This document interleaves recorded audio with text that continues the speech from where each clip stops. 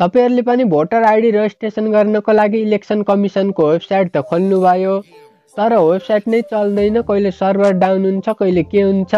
हो, यो सबै समस्याको समाधान कसरी गर्ने त?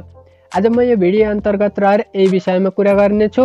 तपाईले पनि यो समस्या आइरहेको छ भने यो भिडियोलाई अन्त्यसम्म हेर्नु होला।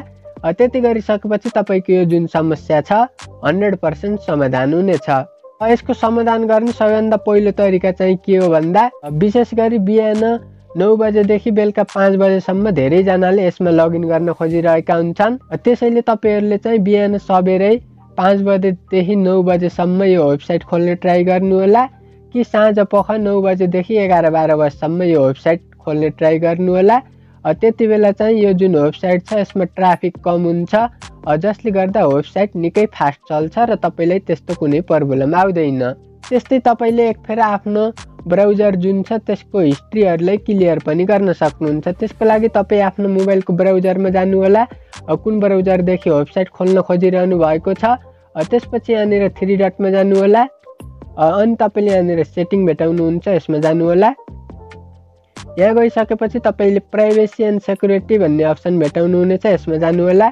त्यसपछि तपाईले भेटाउनु हुनेछ डिलिट ब्राउजिङ डाटा, यसमा जानु होला र तपाईले यहाँनिरबाट डिलिट डाटा भनेको छ, यसबाट तपाईले डिलिट गर्न सक्नुहुन्छ।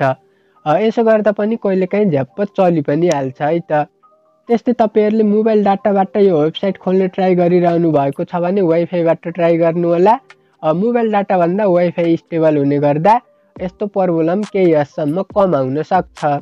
त्यसैगरी तपाईले डिफ्रेन्ट ब्राउजरहरु पनि प्रयोग गर्न सक्नुहुन्छ। यदि तपाईले क्रोमबाट ट्राई गरिरहनु भएको छ भने फायरफक्स युज गर्न सक्नुहुन्छ, त्यस्तै ओपेरा युज गर्न सक्नुहुन्छ।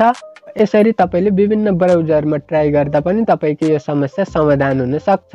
त्यस्तै अर्को समाधान भनेको तपाईले आफ्नो क्रोम ब्राउजर जुन ब्राउजरमा युज गरिरहनु भएको छ त्यसमा गएर 3 डटमा गएर जुन न्यू इन्कग्निटो ट्याब भन्ने हुन्छ यसमा गएर गर्नुभयो भने यसबाट पनि केही हदसम्म अलि फास्ट चल्छ है त वेबसाइट। र यसको सबैभन्दा इफेक्टिभ तरिका भनेको चाहिँ ट्राफिक धेरै भएका कारण सर्भर डाउन हुने हो। त्यसैले तपाईले कम ट्राफिक भएको टाइममा वेबसाइट खोल्न ट्राई गर्नु होला, जुन भनेको कि बिहान ट्राई गर्नु होला कि राति ट्राई गर्नु होला। यदि भिडियो मन पर्यो भने भिडियोलाई लाइक गर्नु होला। यस्तै टेक रिलेटेड भिडियोहरु हेर्नको लागि हाम्रो च्यानललाई सब्स्क्राइब गर्नु होला। हस्त धन्यवाद।